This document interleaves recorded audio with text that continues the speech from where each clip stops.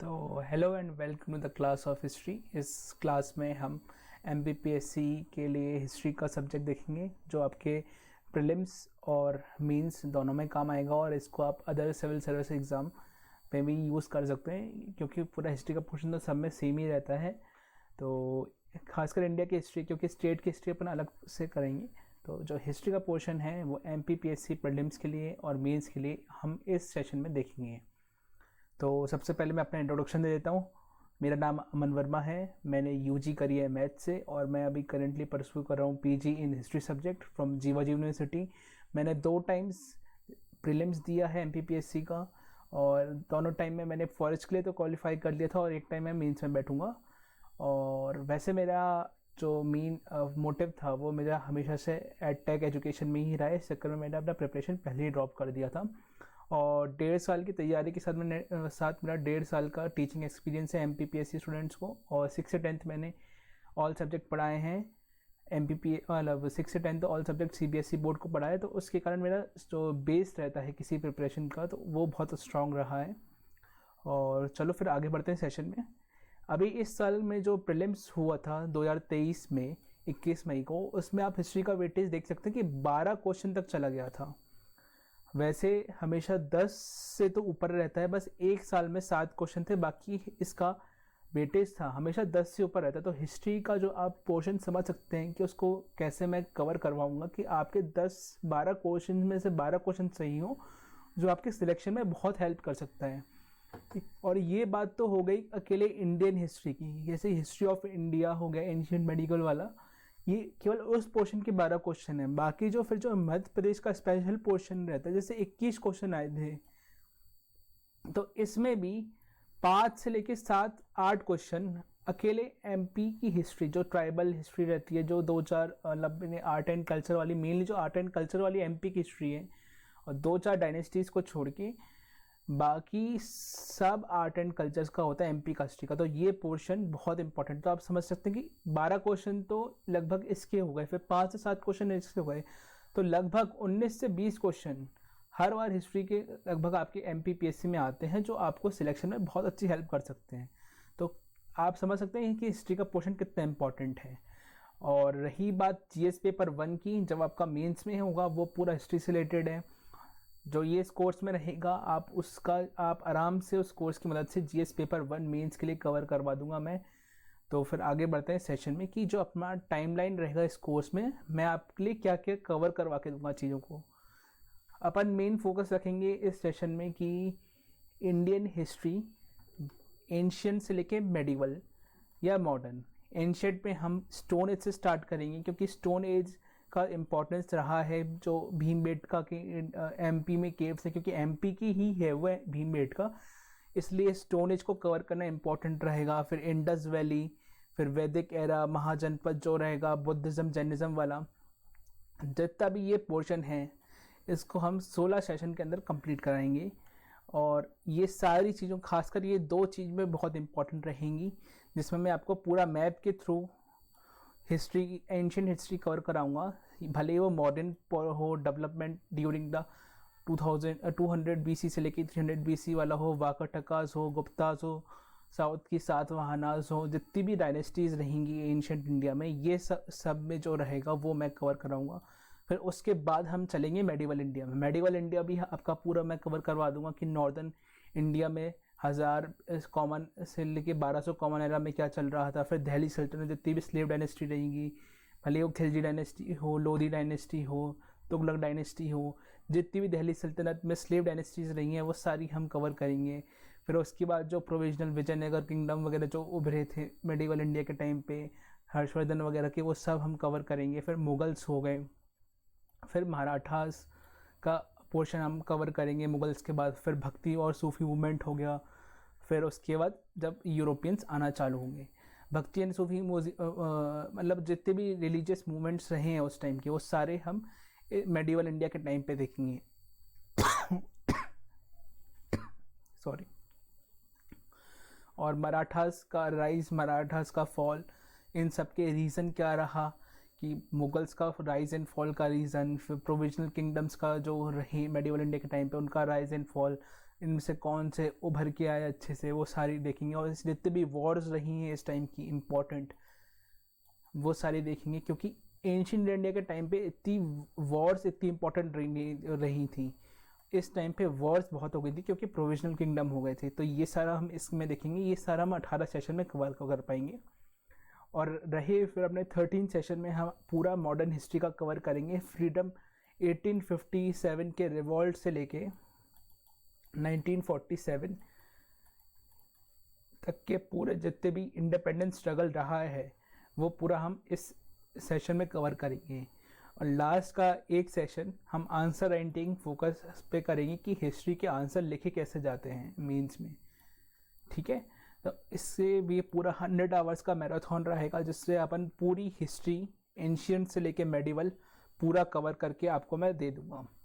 तो 100 आवर्स बहुत ही कम टाइम है। और जैसे कि पीएससी का अभी प्रीलिम्स हुआ है, अगर आप मेंस की प्रिपरेशन कर रहे हैं तो मेंस के लिए भी ये बहुत इंपॉर्टेंट रह जाएगा कि आपको मैं 100 आवर्स में मेंस के लेवल की आपकी हिस्ट्री में कवर करवा दूंगा। और अगर आप नेक्स्ट टाइम का प्रीलिम्स दे रहे हैं तो उसके लिए तो आपका डबल रिवीजन हो जाएगा इस चीज़ को। और साथ साथ में एमसीक्यूज़ हम, जैसे कि इंडस वैली की जो एमसीक्यूज़ है, स्टोन एज के जो एमसीक्यूज़ है जो कभी आए होंगे पीओआईक्यूज़ या फिर जो आ सकते हैं, वो एमसीक्यूज़ हम साथ साथ में करेंगे। बस जो आंसर राइटिंग रहेगी वो हम बाद में देखेंगे। तो आज का हम पहले टॉपिक देख लेते हैं स्टोन एज, क्योंकि यहीं से चालू होता है, तो यहीं से स्टोन एज से हम चालू करते हैं। तो स्टोन एज में सबसे पहले आज जो हम पढ़ेंगे वो था पैलेलिथिक एज। आप देख सकते हैं जो स्टोन एज है वो 5 लाख साल पहले चालू हो गया था और कब तक रहा, 10,000 बीसी तक रहा। मतलब स्टोन से लेके कॉपर तक के जो जर्नी रही है ह्यूमंस की, उसे हम स्टोन एज में गिनते हैं। फिर स्टोन एज होता है 3 में divide, palaeolithic age, mesolithic age, neolithic age. फिर जो न्यूलिथिक एज से जो ट्रांजिशन था वो उसमें कॉपर का डिस्कवर हो गया था। तो कॉपर के डिस्कवर होने के कारण उसको हम बोलते हैं चालकोलिथिक एज। और फिर इन सब आप देखेंगे, जब मैं आपको बताऊंगा कि इन सब में जब ट्रांजिशन हो रहा था कि आपने यूज तो स्टोन का ही हो रहा है, पैलेलिथिक एज में भी, मीसोलिथिक एज में भी, न्यूलिथिक एज में भी, मगर जो इनको अलग अलग क्यों बोला गया, क्योंकि हर साल, हर थोड़े सालों में, हर 1000 सालों में थोड़ा बहुत डिफरेंस होने लगा था उन चीज़ों में। जैसे कि पैलेलिथिक से जब हम मीसोलिथिक में ट्रांजिशन आते हैं तो लोगों में थोड़ा, जैसे कि जो एडमिनिस्ट्रेटिव टाइप की चीज़ें हैं वो थोड़ी आ गई थी, कि गैदरनेस टुगेदरनेस जो रहती है उस टाइप की चीज़ें आ गई थी। पैलेलिथिक एज में मेनली सब क्या होता है वो मैं आपको अभी बताऊँगा। और इन सब का हमको सोर्स कैसा चलता है, क्योंकि इस टाइम पे ना लोग जानते थे, अगर जानते भी होंगे जो लिखते होंगे वो हमें आज नहीं पता कि वो कौन सी लैंग्वेज थी और क्या लिख रहे हैं। वैसे लिटरेरी सोर्स अभी तक पैलेलिथिक एज और स्टोन एज के लगभग मिले नहीं हैं। तो जितने भी आर्टिफैक्ट्स हुए, ह्यूमन रिमेन्स हुए, स्केलेटन्स वगैरह जो होते हैं, बोन्स वगैरह होती हैं, या फिर जो भी आर्टिफैक्ट जैसे कि टूल्स वगैरह हो गए, पॉटरी वगैरह हो गई, वो सब जो मिली हैं वो उन सबसे हमको पैलेलिथिक एज, मीसोलिथिक एज, पूरे स्टोन एज के बारे में पता चलता है, ठीक है। अब आते हैं अपन पैलेलिथिक एज पे। आज हम केवल पैलेलिथिक एज पढ़ेंगे, जनरल डिस्कशन है एकदम। तो पैलेलिथिक एज के जो लोग थे, आपने वो फ्लिंटस्टोन कार्टून तो देखा होगा, उसमें वो केवल वो, मतलब उसमें थोड़ा एडवांस बताया था, मगर उस टाइप के लोग रहते थे कि केवल वो अपने खाने पे और जो हंटिंग है उस पर फोकस करते थे, कि उनको बस सर्वाइवल के लिए खाना चाहिए बस, और कुछ उनका वो नहीं रहता था। और जो पैलेलिथिक एज है, जैसे पैलियो है, पैलियो का मतलब होता है ओल्डेस्ट स्टोन, ओल्डेस्ट, पैलियो का मतलब होता है ओल्डेस्ट, और लिथिक का मतलब होता है स्टोन, ठीक है। तो जो ओल्डेस्ट स्टोन है वो होता है पैलेलिथिक मतलब, ठीक है। तो जैसे आप बोलोगे तो palaeolithic period is also known as oldest stone age. क्यों? पैलियो का मतलब होता है ओल्डेस्ट और लिथिक का मतलब होता है स्टोन, इसलिए ओल्डेस्ट स्टोन एज बोला जाता है। और ये होता है प्री हिस्टोरिक एरा। जो ये सारी चीज़ें हैं ये सारी प्री हिस्टोरिक एरा में आती हैं। पैलेलिथिक हुआ, मीसोलिथिक हुआ, न्यूलिथिक हुआ, चालकोलिथिक हुआ, मेगालिथिक हुआ, ये सारी अपनी प्री हिस्टोरिक एरा में आती हैं, ठीक है। सॉरी, ये जो नंबर है 10,000 बीसी का, ये बहुत ही मतलब जनरलाइज कर लिया गया है। बहुत लोग बोलते हैं 12,000 होता है, कोई को बोलेगा 11,000 है, 12,000 है। एक जनरल टर्म के लिए मैंने 10,000 बोला है, ठीक है। उसमें ये नहीं, क्योंकि हर बुक में थोड़ा अलग अलग दिया है। तो जैसे मैंने बताया कि हम बेसिकली जो नोमैडिक हंटर और गैदरर होते हैं, जो अभी आज आप देखोगे कभी आप फॉरेस्ट वगैरह में जाओगे, जो ट्राइबल पीपल होते हैं वो मेनली अपना सर्वाइवल देखते हैं। उनको जैसे कि कुछ मतलब नहीं है, उनको बस खाना पीना रहना और उनका सही चलता है बस।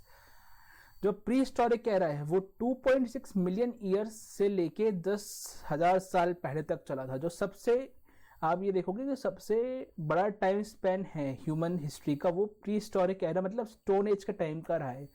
हम तो कुछ नहीं रहे हैं। जो 99% ऑफ टाइम रहा है इंसानी लोग रहे हैं पृथ्वी पे, वो स्टोन एज के टाइम पे थे। मतलब पॉपुलेशन वाइज नहीं, कि उनका जो सबसे बड़ा एवोल्यूशन जो हमारे हुआ वो 99% टाइम स्पेन उस टाइम का रहा है। और सबसे इम्पॉर्टेंट चीज़ रही है वो उनकी स्टोन टूल्स रहे हैं। उस टाइम पे तो भैया थे नहीं तलवार, अभी जो गन्स हुई उस टाइम पे तो कुछ था नहीं। तो उस टाइम पे पत्थर को ही वो तराश के वो बनाते थे अपने टूल्स, ताकि वो हंटिंग कर सकते हैं या जो भी उनको चॉपिंग करनी है जो भी कर सकते हैं। अब जैसे कि मैंने बताया था कि ये जो स्टोन एज है वो इन सब में डिवाइडेड है। अब यहाँ पे भी जितना भी पैलियोलिथिक हुआ, मेसोलिथिक हुआ, न्यूलिथिक हुआ, ये तीनों भी 3 फेज में डिवाइडेड है। कि जैसे कि लोअर, मिडिल, अपर। ये सबसे पुराना होगा, ये उसके बाद होगा, ये उसके बाद होगा। ठीक है। अब आप इनमें भी देखोगे, जैसे मैंने आपको बताया कि जब पैलियोलिथिक से अपन मीसोलिथिक की तरफ आएंगे तो उसमें हल्का सा ट्रांजिशन होगा कि लोगों की सोचने की क्षमता बढ़ जाती है। तो ऐसे ही जब यहाँ पे जैसे कि यहाँ पे मान लो 10,000 साल तक केवल हैंड एक्स और चॉपर चलते रहे, उसके बाद थोड़ा लोग एडवांस हुए, थोड़ा सोचने की क्षमता बढ़ी, तो अब बन गए मिडिल। फिर ये उसके बाद थोड़ी और बड़ी, जैसे वो बन गए अपर। जैसे आप खुद ही देखो कि पहले बैलगाड़ी चलती थी, फिर पहले हाथ गाड़ी, बैलगाड़ी, फिर उसके बाद थोड़ी मोटर कार आई, स्टीम वाली आई, अब इलेक्ट्रिक वाली आनी है, और अब तो आर्टिफिशियल इंटेलिजेंस के बाद तो पता नहीं क्या क्या आएगा। तो जैसे कि ये कुछ इंपॉर्टेंट साइट है पैलियोलिथिक साइट्स इन इंडिया। इसमें आपको जो सबसे इंपॉर्टेंट रहेंगी वो 2 रहेंगी। एक बार मैं आपको जूम करके बता देता हूँ।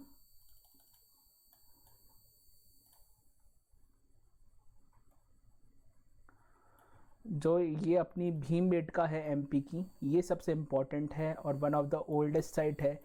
और एमपी में इसलिए इम्पॉर्टेंट है क्योंकि ये यूनेस्को वर्ल्ड हेरिटेज साइट भी है। और हर बार एक ना एक क्वेश्चन प्रीलिम्स में तो आना ही आना है भीमबेटका के किस स्टेट में है, मतलब किस स्टेट में, क्या एमपी के स्टेट में ही रहता है, मतलब किस डिस्ट्रिक्ट में है, क्या इम्पोर्टेंस है, किस नेशनल पार्क की बाउंड्री की तरफ आता है, या फिर जो भी चीज़ें हैं उससे इम्पॉर्टेंट चीज़। ठीक है। फिर अपना एक इम्पॉर्टेंट इधर आती है हुनसंगी, ये साउथ में है, और एक और इधर है साइट कुनार केव्स टाइप की। ठीक है। तो ये जो 3 साइट है ये सबसे ओल्डेस्ट साइट है पैलियोलिथिक टाइप की।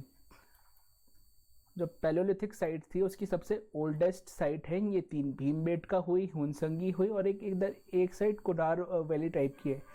तो आप एक चीज़ गौर करोगे कि ये जो भीमबेटका हुई, हुनसंगी हुई, या फिर कुनार केव्स हुई, ये तीनों जो हैं वो हमेशा एक नदी के किनारे हुई। क्यों? क्योंकि सर्वाइवल के लिए, जैसे अपन को पता है कि सर्वाइवल के लिए सबसे इंपॉर्टेंट रहता है वाटर का। तो भीमबेटका के पास भी नदी बह रही है, हुनसंगी के पास भी आप देख रहे हो ये नदी बह रही है, इधर भी नदी बह रही है। वो क्यों रहते थे वहाँ पे स्टोन एज के पीपल?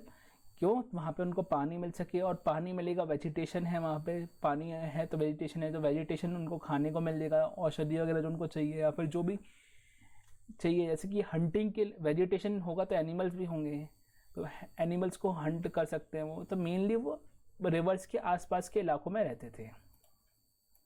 ठीक है। तो अपन आगे बढ़ते हैं कि स्टोन एज के टाइम के टूल्स कैसे रहते थे। अब इसमें ये जो चीज़ें हैं, ये जो तीर हैं, ये तीर कमान हुए, ये भाले हुए, ये सब बाद में डिस्कवर हुआ था। मेनली जो स्टोन एज के टूल्स थे वो स्टोन, वुड और बोन से बने होते थे। जैसे कि ये मान लो अभी ये मशाल बनाई उन्होंने, ये किसी जानवर को मार के उसकी हड्डी, रीढ़ की हड्डी तोड़ के हथियार बना दिया। इस टाइप का एक कोई नुकीला पत्थर लिया तो उसको रस्सी से बांध दिया, फिर किसी से भी बांध दिया, लकड़ी से बांध दिया, जैसे वो टहनी की बहुत जो लचीली टहनी होती है। फिर ये इस टाइप को एक लकड़ी को पत्थर पे बांध दिया।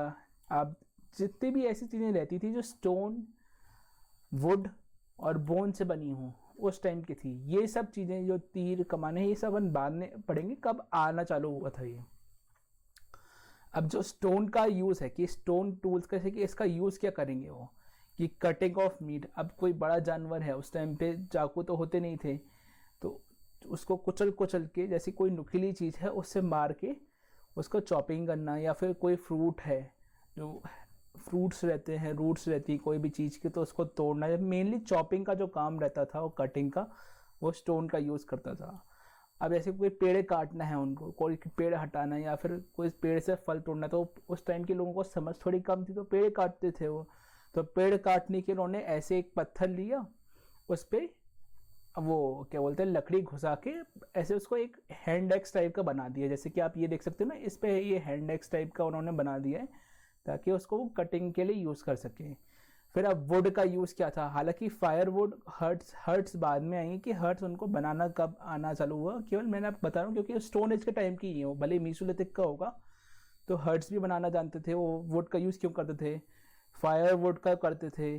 टूल्स जितने भी ये बने, आप देख लो, ये मशाल हुई, या फिर ये अपना एक लकड़ी, नुकीली लकड़ी बना दिया, फिर एक्स हैंड एक्स बना दिया स्टोन का यूज़ करके, तो वो सब। और बोन्स का, तो बोन्स ऐसे कि बोन्स अपने आप में एक टूल है उनके लिए, ठीक है। अब ये जो ट्रॉपिकल लैंड रहते थे, मतलब एक तो इंडिया ट्रॉपिकल लैंड है, तो वहाँ पे वेजिटेशन की कभी कमी नहीं रही है, तो इस टाइम पे वो मूव, हर जगह मूव करते रहते थे। अब वो हंट क्या करते थे, वाइल्ड एनिमल्स हुई, फिश हुए, बर्ड्स हुए, और जो भी वहाँ पे एनिमल्स मिलते होंगे। मगर आप ये सोचो कि उस टाइम के आदमियों की एंडोरेंस, आदमियों की, वहाँ उस टाइम के लोगों की एंडोरेंस कितनी स्ट्रांग रहती थी कि वो एक वाइल्ड एनिमल को भी आराम से मार दें। आज की डेट में आप देखो कि आप स्टोन की मदद से, कोई बोले आपसे कि आप एक किसी को, जानवर को मार दो, हालांकि वो एक चीज़ इलीगल है आज के टाइम में, मगर मार के आप मार ही नहीं सकते, क्योंकि आपका अब एंडोरेंस बहुत कम हो गया है अपने लोगों का। तो आप ये समझ सकते हैं कि उस टाइम के एंडोरेंस कितना ज़्यादा रहता था। फिर जो गैदरर्स थे वो, कि फ्रूट स्टॉक्स हुआ, रूट्स हुआ, नट्स हुआ, लीव्स हुआ। अब यहाँ पे एक इम्पॉर्टेंट बात आती है कि भले ही अपन बोलें कि उनकी सोचने की क्षमता थोड़ी कम थी जो ओल्ड स्टोन के एज के थे, मगर उनको ये पता था कि कौन सी, क्योंकि आप देखोगे कि अपन कहीं भी जाते हैं तो अपने घर वाले बोलते हैं ना कि ये पत्ती मत खाओ, ये फल मत खाओ, ये जहरीला है, वो ऐसा है, वैसा है, इससे ये पॉइजन हो जाएगा, ये हो जाएगा। तो उनको समझ थी कि कौन सा फल, कौन सी जो पत्ते हैं वो पॉइजनस हैं, कौन से नहीं हैं, या फिर कौन से जानवर पॉइजनस है, कौन सी मछली पॉइजनस है, कि कौन सी नहीं है। तो उनमें वो समझ थी कि वो खाने को समझ सकते थे, भले वो उतना सोच नहीं सकते थे। तो आप ये एक इम्पॉर्टेंट चीज़ आती है कि उनमें इतनी सोचने की क्षमता तो थी कि वो अपने खाने को आइडेंटिफाई कर दें कि कौन सा पॉइजनस है, कौन सा नहीं है। हम तो आज भी नहीं कर पाते, कुछ भी जंक फूड में खा लेते हैं तो ऐसी बात रहती है। अब वो रहते कैसे थे, अब जैसे कि अब आपसे पूछा जाता है कि आपका एड्रेस क्या है, तो आप हमेशा एक अपना परमानेंट एड्रेस बनाते हो। अब उस टाइम के लोगों के साथ ऐसा नहीं था, वो कांस्टेंट एक जगह पे कभी नहीं रहते थे, कुछ सीज़न तक या फिर कुछ साल तक रहते थे। जैसे कि आप बता दो कि क्यों, क्योंकि रिसोर्सेज फिनिश हो जाते थे, कि फूड, अब मान लो कोई तालाब है, कोई नदी बह रही है, या फिर कहीं बहुत अच्छा ग्रीनरी टाइप की, मतलब ग्रीनरी टाइप की है, बहुत सारे फल फूल के पौधे लगे। अब उस टाइम के लोगों को, मतलब जो ब्रीड कैसे भी पेड़ को ब्रीड करना या फिर कोई भी चीज़ को ब्रीड करना, वो तक समझ नहीं थी कि वो वापस उगा सके, तो वो हमेशा मूव कर जाते थे। जैसे कि एक जगह के सारे पौधे ख़त्म हो गए, प्लांट्स वगैरह, और ग्रास लैंड जो था वो क्लियर हो गया, जितनी भी इम्पोर्टेंट सर्वाइवल के लिए चीज़ें थी, या फिर जो तालाब था वो सूख गया, तो वो चेंज कर लेते थे। अब अगर वहाँ की वेजिटेशन कम होगा तो जाहिर सी बात है एनिमल भी वहाँ पे जो रहते थे वो रिलोकेट करेंगे। तो बहुत बार एनिमल्स के पीछे जाते थे, कि उन पैरों को देख के उनके कि वो किस डायरेक्शन में जा रहे हैं, कहाँ जा रहे हैं, तो उनके पीछे वो सेटल होने चले जाते थे। फिर सीजनल माइग्रेशन हो गया, कि जैसे कि अब मानो जो ये थे अपने साउथ के जो कोरनार केव्स वाले टाइप वहाँ के लोग थे, अब यहाँ पे मानो बारिश के टाइम पे सुनामी आ गई या टाइड आ गई, जो भी आ गई, तो उनको वहाँ से रिलोकेट करना पड़ता था, क्योंकि बारिश के सीज़न में यहाँ पे नहीं रह सकते। तो होनसंगी चले जाएंगे, भीमबेटका चले जाएंगे, या फिर कोई और साइड पे चले जाएंगे। मतलब वो रिलोकेशन उनका सीजनल भी होता है, कि मानो इधर कोई है राजस्थान में, अब गर्मी के टाइम पे इधर अगर मान लो सूखा पड़ गया तो रीलोकेट करेंगे कहीं और। इस टाइप से उनका सीजनल वो भी चलता रहता था कि सीजनल वो करेंगे, कि सीजनल माइग्रेशन चलता रहता था। फिर वाटर रिसोर्स ख़त्म हो गया तो, और फिर जो बाद के थे जो अपने क्या बोलते हैं सबसे अब जो अपर मिडिल वाले पैलोलिथिक वाले थे और मीसोलिथिक वाले थे, उनमें जैसे मैंने आता कि थोड़ा फ्रेंडली रिलेशन हो गया, कि रिलेशन बिल्डिंग जो स्टार्ट हुई थी वो उस पीरियड में चालू हुई थी, तो वो अपने रिलेटिव से मिले दूसरे गांव चले गए, तो इस टाइप का उनका चलता रहता था। अब ये मैंने जैसे आपको पहले ही बता दी कि वो हमेशा वाटर के पास रहते थे। क्यों? क्योंकि एक तो वहाँ पे नेचुरल केव शेल्टर मिल सकता था, फिर लिविंग वहाँ पे लिविंग स्टैंडर्ड मतलब कि लिविंग सर्वाइवल बहुत आसानी से मिल जाता था। मैंने आपको तीनों साइट का बता दिया कि भीमबेटका, हुनसंगी और कुनार वाले तीनों, कुनार केव्स, ये तीनों नदी के पास थे। ठीक है, अब उनकी टेक्निक स्टोन मेकिंग की कैसी थी, कि स्टोन को वो बनाते कैसे थे।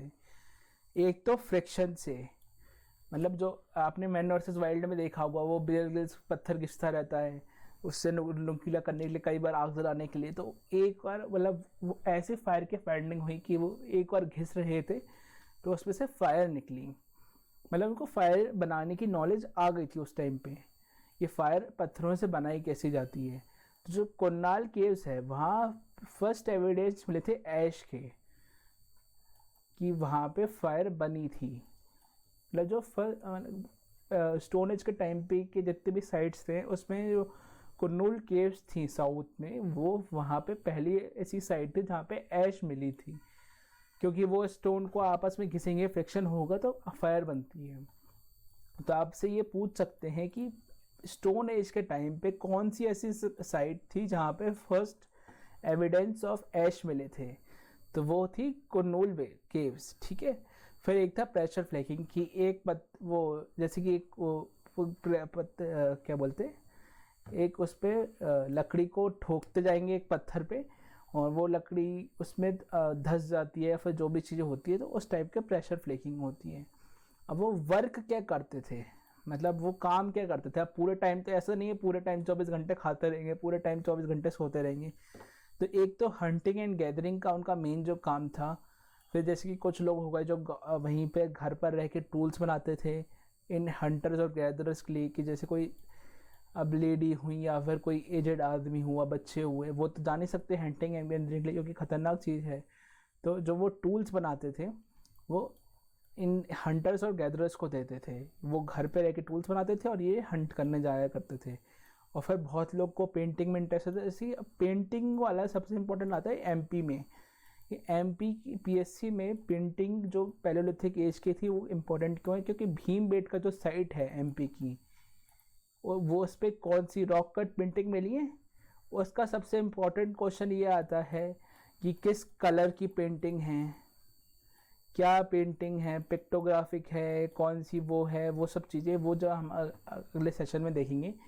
ठीक है, तो और एक इम्पॉर्टेंट बात थी कि वुमेन और मैन वर्क टुगेदर करते थे, मतलब इक्वालिटी थी कि आदमी भी काम कर सकते हैं, वुमेन भी काम कर सकते हैं, कोई वो नहीं था डिस्क्रिमिनेशन उस डेट में। तो उस टाइम के लोगों की सोच काफ़ी बड़ी मानी जाती थी। फिर मतलब कोई डिफ्रेंशिएशन ही नहीं था, क्योंकि कुछ लोग ही हैं, आपस में काम करेंगे, बांटेंगे, खाएंगे पियेंगे, मस्ती करेंगे, और क्या चीज़ है।